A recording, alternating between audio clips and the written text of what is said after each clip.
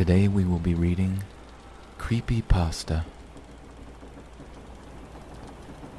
Today's reading is entitled Demonic Dreams. You wake up in a cold sweat. You always do. But this one felt different. You've been having dreams lately. Dreams that didn't make a lot of sense to you. They were always the same, but in different places. They always ended up the same. A slaughter from an unknown assailant and a pool of blood around your feet. It started 3 years ago, when you had the one chance to change your life, but you didn't.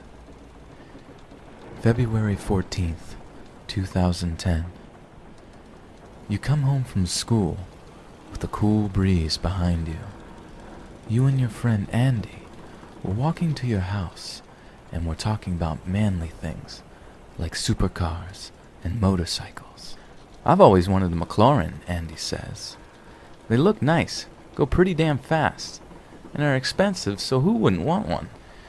You take this all in stride.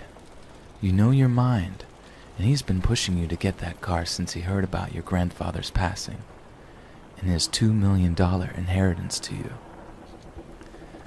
Think about it, though. We could show up like total badasses on the final days of senior year, impress everyone. You look at him and smile briefly. You're too damn enthusiastic about this, but we'll see. It might just work, is all you can say to him. You wake up in the middle of the night to hear your mom pounding on the door. "Are you all right?" is all you hear from her. Then you hear a cry and an anguished gurgle. Thud. You finally work up the nerve to move towards the door, but step in something slick and fall. Blood. You remember the metallic tinged smell of it. You get up and quickly fling open the door to see your dad standing there with bloodshot eyes. "Hello, son."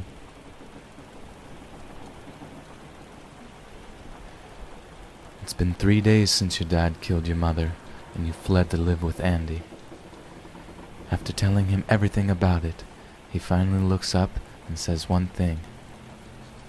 "I'm sorry I caused this." You look at him with uncertain feelings, not knowing what he means about that statement. "I had to tell our dad about our plan, and he wants the inheritance for himself. I'm sorry." You look at him and realize that this happened out of self-preservation, as your dad has always been an asshole to everyone you knew. "No, Andy, I'm sorry. Sorry for what's about to happen." You walk into the kitchen and grab a small table knife that has been sharpened to its finest edge. Andy walks in right behind you, expecting you to commit suicide. He was right. You take the knife, and right as you're about to plunge it into your own chest, he deftly disarms you. "No son of a bitch friend of mine is going to commit suicide." You look at him and realize that he was right now all along. "Now let's go to bed and talk tomorrow."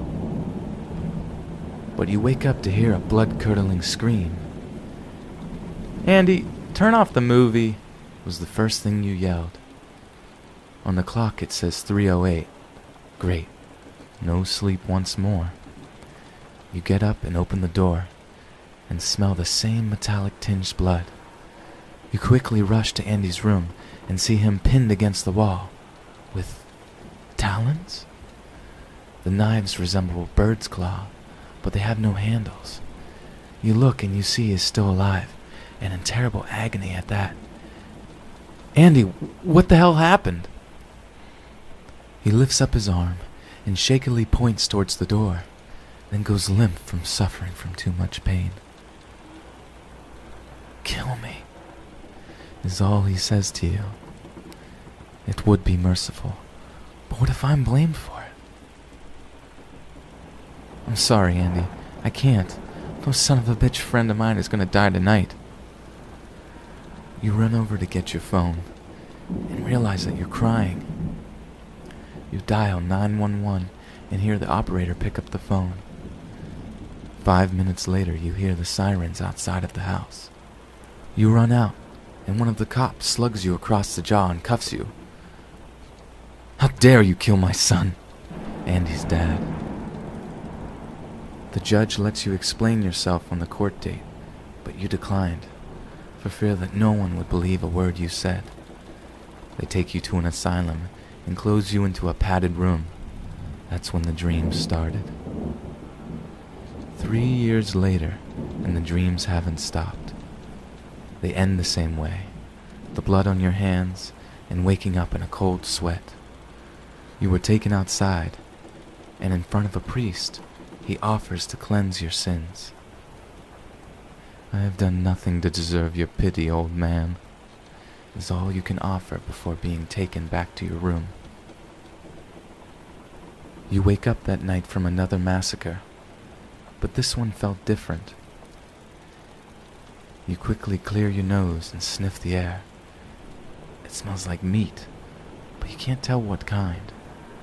But you smell another thing, a metallic hint of what? Your senses have been dulled, and you can't pick up that scent as well. Blood. You remember, and realize that after wiping your hands off on the mat, that you left a darkened stain. You've always woken up in blood, not sweat. But why? Why would you do this? You can't seem to remember. You quickly recall your dreams, and realize that there have been mirrors. You looked into those mirrors to see your own reddened eyes. Not bloodshot, but actual glowing red eyes. I've been the murderer all this time. Me. The guard takes you downstairs and in front of a firing squad. You are sentenced to death for the murders you've committed. Just as you look up and see a face, it has a knowing grin. And the demonic red eyes wink at you before your world turns black.